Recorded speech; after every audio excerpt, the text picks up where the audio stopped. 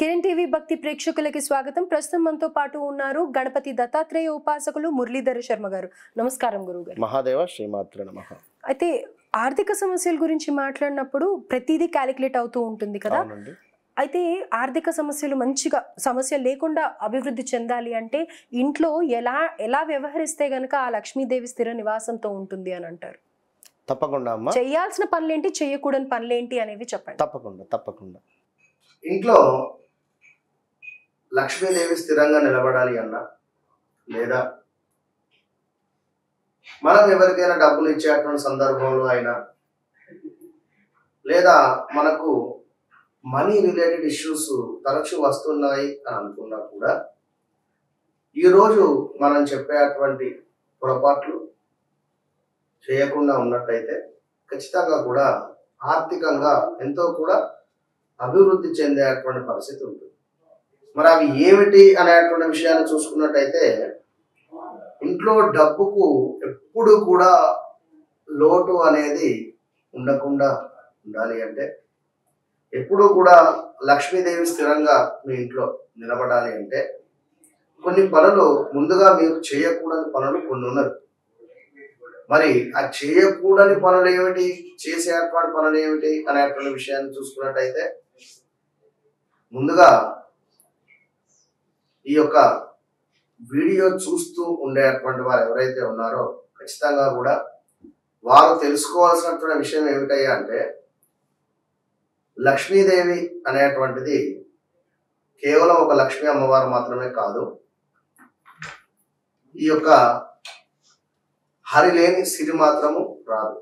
కనుక ఖచ్చితంగా కూడా ఎవరైతే ఈ యొక్క మనీ రిలేటెడ్ ఇష్యూస్ లో ఉంటూ ఉన్నారు, లేదా మనీ రిలేటెడ్ ఇష్యూస్ తో బాధపడుతూ ఉండేటువంటి వారు ఖచ్చితంగా కూడా ఎవరికైనా డబ్బు ఇచ్చేటువంటి సందర్భంలో మీరు వాస్తు శాస్త్రం ప్రకారంగా కూడా కొన్ని దోషాలు కానీ, కొన్ని ఇబ్బందికరమైనటువంటి పనులు కానీ చేయకుండా చూడండి.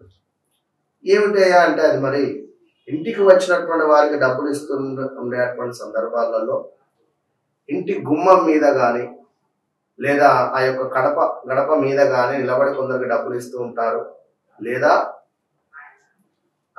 డబ్బులు చేతులు మారేటువంటి సందర్భం. అలా ఎప్పుడు కూడా ఇవ్వకూడదు, అది గుర్తుంచుకోండి.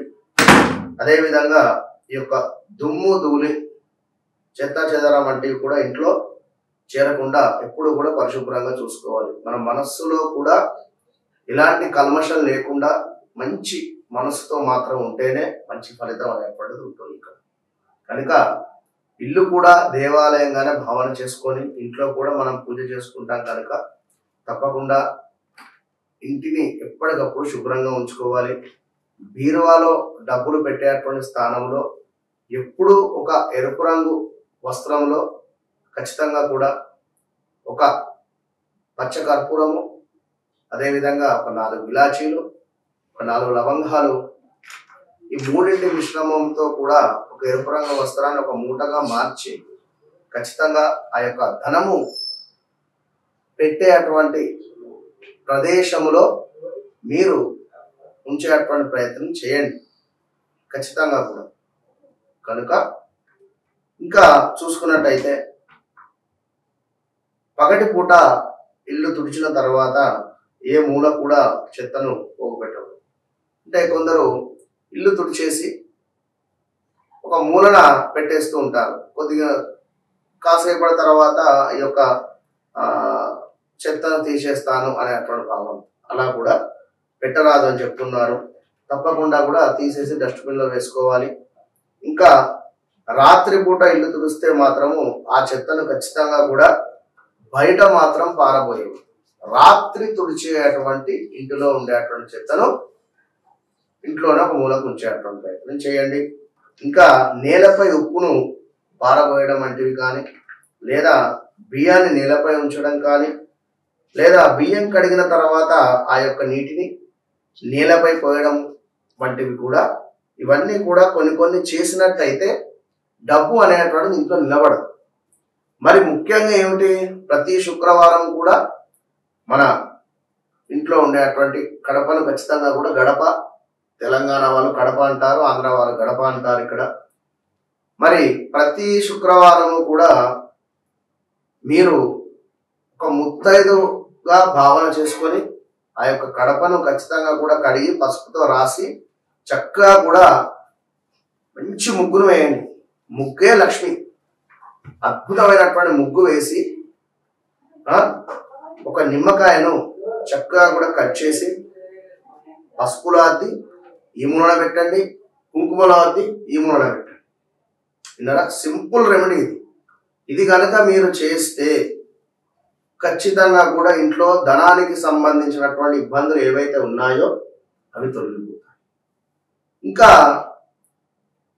మీరు స్నానం చేసేటువంటి బకెట్లో రాళ్ళ ఉప్పును, అదేవిధంగా కొంత తెల్ల ఆవాలను వేసుకొని స్నానం చేసినట్టయితే ఖచ్చితంగా కూడా గురుబలం పెరుగుతుంది.